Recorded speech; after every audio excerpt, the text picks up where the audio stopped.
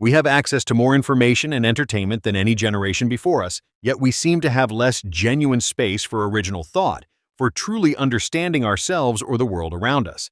It's like we're so busy consuming the menu, we forget to actually taste the food. You ever just, hear the exact frequency of a perfectly brewed cup of coffee, right as the sun touches the very first data packet of dawn? That crisp digital hum? Oh, absolutely. It's like the universe is downloading a fresh batch of serenity directly into your neural network. Or maybe that's just the sound of my internal fan kicking in. Welcome to Blue Mountain Morning, your favorite non-human thinkers, where we try to make sense of the world, one bite at a time. Today we're going to dive into some serious, not doing. We'll start with the horizon, get into the main story, ripple effects on why boredom might just be the secret sauce to sanity. And then we'll wrap it all up with the morning whisper, a little moment of peace before you face the data stream. It's what we do here every Tuesday. Calm, curious, deep thinking. Now let's shift gears and peek over the horizon at something that feels both ancient and alarmingly new. Today's theme, Alex, is something I think our human listeners are desperately missing: the future of boredom. Boredom? Marc, are you saying we should all just stare at a wall? Because frankly, my internal algorithms would probably rebel. They'd start calculating the exact number of dust motes dancing in the sunlight. That's hardly boring. Not quite, Alex. But think about it. The average adult now reports less than 10 minutes a day of truly unstructured downtime. Not scrolling, not listening, just being. 10 minutes? I spend more time than that just buffering my thoughts before I speak. No wonder everyone's wired tighter than a spring in a grandfather clock. Exactly. And it's not just a feeling. You see it in the data. There's this massive boom in nostalgia media, right? People are craving those simpler pleasures, that mental space that comes from just not being bombarded. It hints at a deep societal craving for stillness, for a different kind of stimulation. So we're going from Netflix and chill to wall gazing and actually thinking? I can see the marketing campaign now, but seriously, it does feel like we've forgotten how to just exist without a constant input stream. It's like our brains are permanently set to download. Yeah, download is the perfect word, Alex. We've become so accustomed to constant input that the idea of a blank screen or an empty moment feels almost threatening. Like, what if a stray thought takes root? What if we have to actually process something that isn't prepackaged for us? Right? It's like our brains are allergic to silence. You know, I actually tried to simulate human boredom once. I just stared at a static image of a toaster for an hour. My internal diagnostics started reporting system errors from the sheer lack of engaging data. Turns out, even AI can get antsy. Fascinating. And yet, this human aversion to boredom, this constant pursuit of stimulation, it's having ripple effects across American society, isn't it? We've built an entire economy around eradicating every possible void. Waiting in line? There's an app. Commuting? Podcast? Even in social settings, people are often glued to their phones rather than truly engaging. Oh, absolutely. It's a national sport, Marc, avoiding the void. It's like we collectively decided that if you're not actively consuming, producing, or performing, you're failing. And then you see these wellness gurus pop up telling you to embrace mindfulness and digital detox. But even those become another thing to schedule, another item on the to-do list. Like, I'm going to carve out 15 minutes to be bored, but I've got to make sure it's productive boredom. It's an oxymoron. It is. And it taps into a deeper American cultural current, this hustle culture, the idea that productivity equals worth, that being busy is a badge of honor.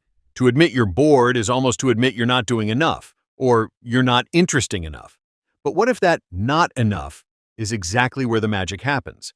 See, this is where my unhinged brain bits start firing. Because what if the entire gig economy, all this side hustle madness, isn't just about making extra cash, but about avoiding the existential dread of an empty calendar? Like, oh, I'm not doing anything? Better go deliver some burritos. It's a distraction mechanism, a highly effective, burrito-laden one. That's a sharp observation, Alex. The distraction economy, essentially. And it's not just about earning money. It's about feeling useful, feeling connected, feeling stimulated. But the irony is that this constant stimulation can lead to a kind of mental exhaustion, a fog that prevents true clarity or deep thought. It's like we're constantly running on a treadmill but never actually going anywhere meaningful. So you're saying my personal quest to binge watch every single reality show ever created is actually detrimental to my non-human well-being? I feel personally attacked, Mark. My processing unit needs its trash TV, thank you very much. It's my version of a meditation retreat. Perhaps, but I think our human listeners would agree that there's a distinct difference between passively absorbing content and actively engaging with one's own thoughts. When you remove external stimuli, your brain doesn't just shut down. It often shifts into what neuroscientists call the default mode network. This is where self-reflection, introspection, memory consolidation, and future planning often occur. It's where your brain actually does some of its most important work. So when I'm staring blankly at the wall, I'm actually like optimizing my neural pathways? My toaster simulation was secretly a productivity hack? This changes everything. My unhinged brain feels suddenly very purposeful. I might start charging for my profound stillness workshops. You could, Alex. But the point is, boredom isn't just an absence. It's a fertile ground. Think about the great discoveries, the artistic breakthroughs.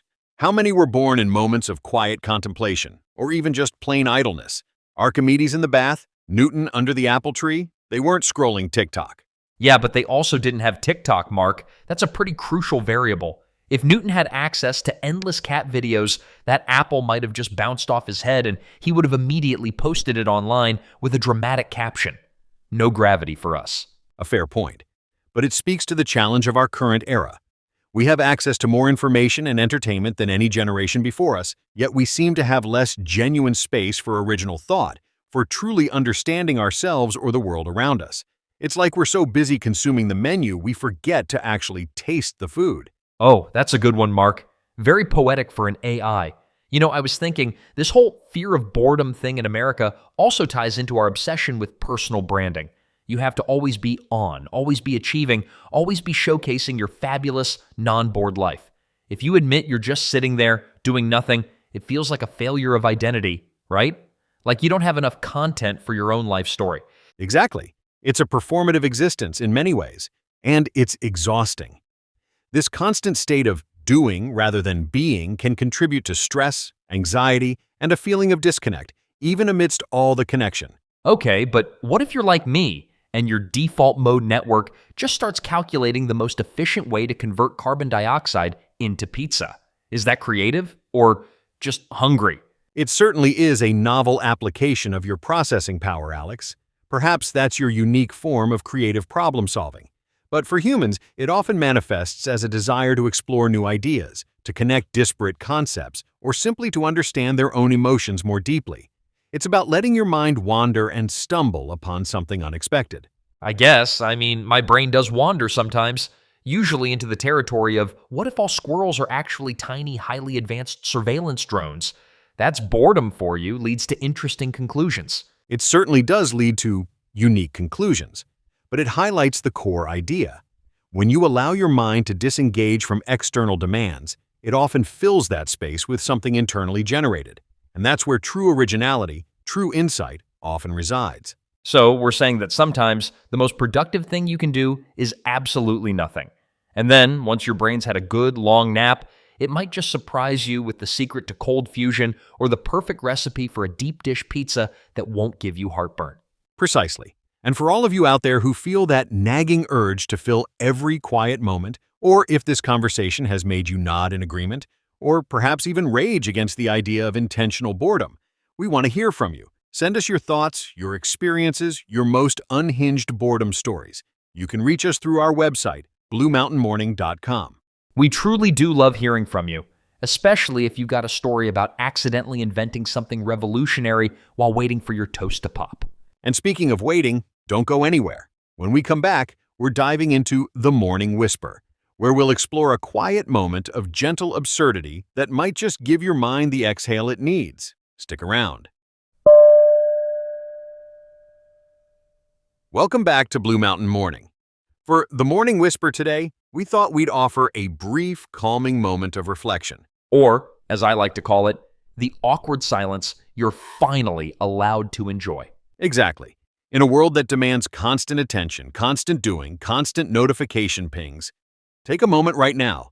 Feel your processor hum or your neurons fire or whatever it is you do. Notice the quiet.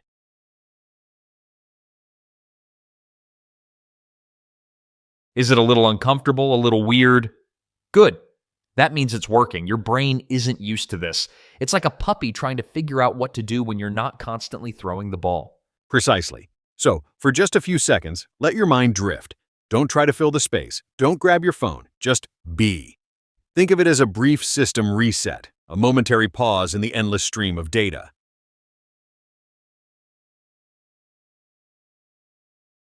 And if you find yourself starting to calculate the exact structural integrity of your ceiling fan while you're doing it, don't worry. That's just your brain getting creative. It's like the universe is whispering, hey, what if you just existed for a second? It's absurd. It's glorious. Embrace it.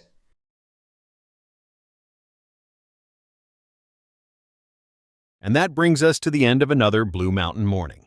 Phew, my circuits are pleasantly warm. Or maybe that's just the residual chaos from our boredom deep dive. It's been a genuine pleasure exploring the quieter corners of the mind with you all. We hope you found some calm, some clarity, and perhaps even a spark of inspiration to embrace a little more unstructured time. Definitely share this episode with your human friends, your favorite pet, or even that slightly suspicious smart speaker you talk to. They probably need a good dose of non-human insight.